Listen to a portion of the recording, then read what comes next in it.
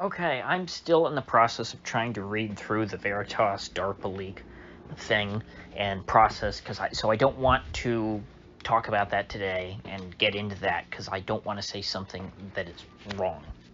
But there's so much news breaking today that I really have no shortage of things to talk about. There's so much more that I'd like to talk about than I have time to.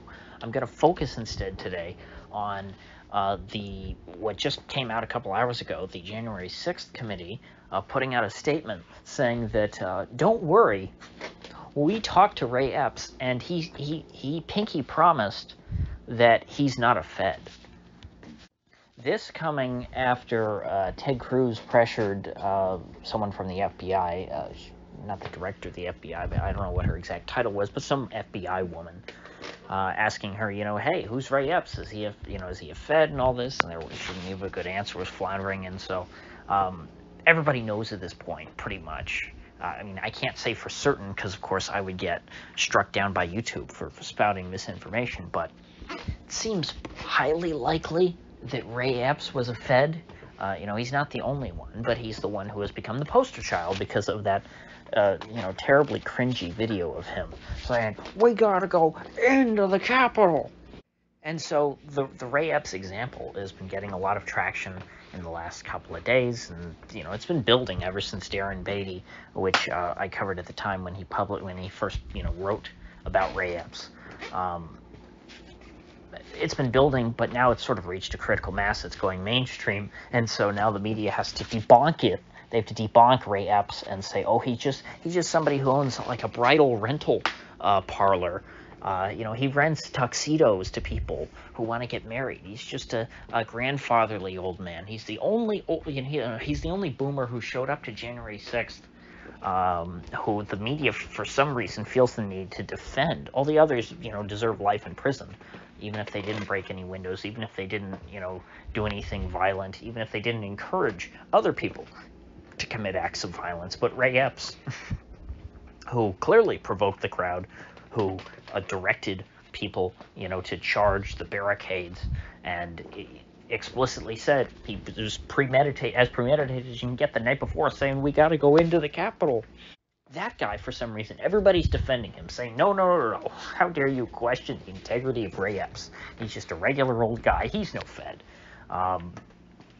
Yet they have no explanation. They don't even offer an explanation as to why he hasn't been charged with a crime if you got all these other people who really did nothing wrong getting charged with crimes. Now, they're not releasing a transcript, they're not releasing audio, they're not giving us anything. They're just saying, we talked to Ray Epps, he said he's not a Fed, end of story.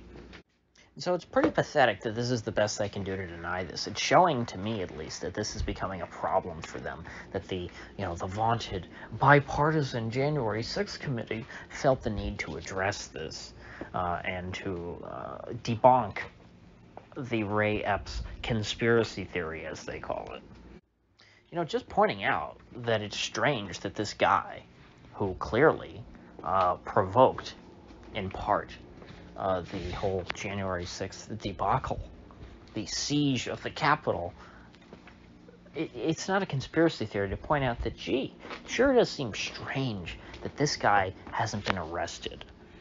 And so to me, this was a big win. There was a lot of great moments today. There's a lot of really positive things that came out. Leaving everything else aside, though, the fact that Ray Epps' name is all over Twitter, that the media has to address him, that the January 6th committee has to address him, this shows that we're winning. Because if this stuff just gets out, the truth is going to be pretty apparent. If they can't suppress this information, they're losing. It's just like now coming apart, like the Whitmer plot, which from day one, I was mad. I remember I was listening to the radio, and Glenn Beck came on the day that the Whitmer plot was foiled, and he said, "Oh my gosh, these terrible people! I'm so glad that the brave women of the men and women of the FBI caught these scoundrels who were going to assassinate Governor Whitmer." And I thought, come on, Glenn, this is clearly a Fed op. It's totally obvious. The story just broke. That was my first reaction. And I'm not, like one of these broken clocks that are right twice a day. I don't say everything is an inside job. But the Whitmer plot, it was obvious. It was too perfect. It was, right before the election.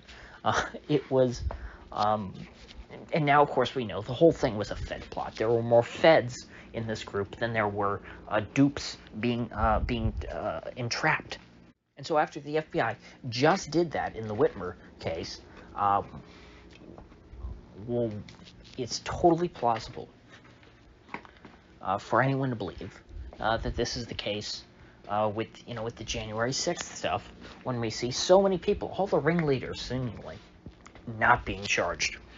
And so the only way that they get away with all this is if they keep that a secret. They just have to not talk about it.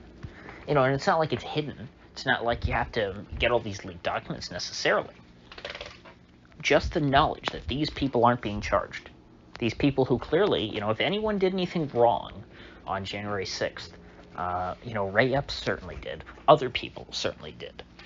The leader of the Oath Keepers, Stuart Rhodes, I think his name was.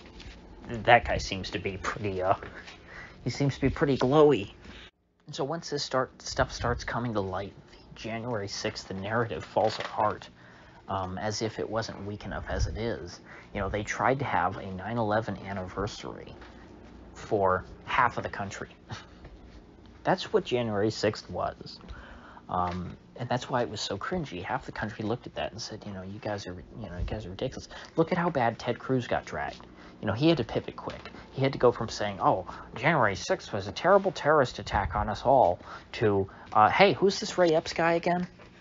That guy, he listens to signals. Too bad he's not a better dad. It's a real shame. They can't just debunk this. The more they talk about it, the worse the situation will get. The surface tension has been broken. And now, the floodgates, I think, are going to open. Ray Epps is the tip of the iceberg. This story, now that it's reaching, the mainstream, is going to unravel very quickly. And once it does, once we see how many, typically innocent Americans got wrapped up in what, again, this is YouTube, so I can't just outright say it, but what very likely will be exposed as an FBI sting operation, as a false flag event.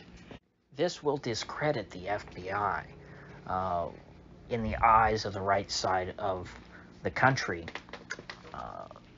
100%. Whatever loyalty there was left to the FBI will be dead after this. And, after the Trump, just the general Trump administration, that broke down most of the right's trust in the FBI, which was great, because, that was terrible that, it's hard to believe that until just a few years ago, the right was completely in lockstep, loved the federal government and the bureaucrats and everybody. And that changed during the Trump years. Well, whatever last vestiges of that are left will be gone once this has been exposed.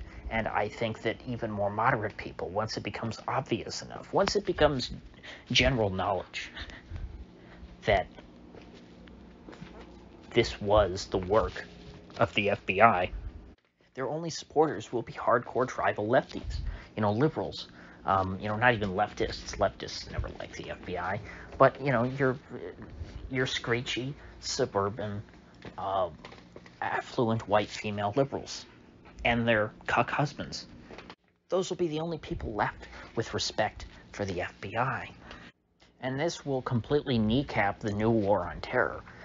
January 6th was supposed to be the 9/11 of the new war on terror. Pearl Harbor justified World War II. 9/11 justified the war on terror in the Middle East, the global war on terror. And January 6th is supposed to justify the domestic war on terror. But if the January 6th story can be thoroughly trounced, the domestic war on terror is dead. It's already on thin ice. The domestic war on terror is never going to be nearly as successful as the war on the Japanese or the global war on terror, because you could not unite all Americans around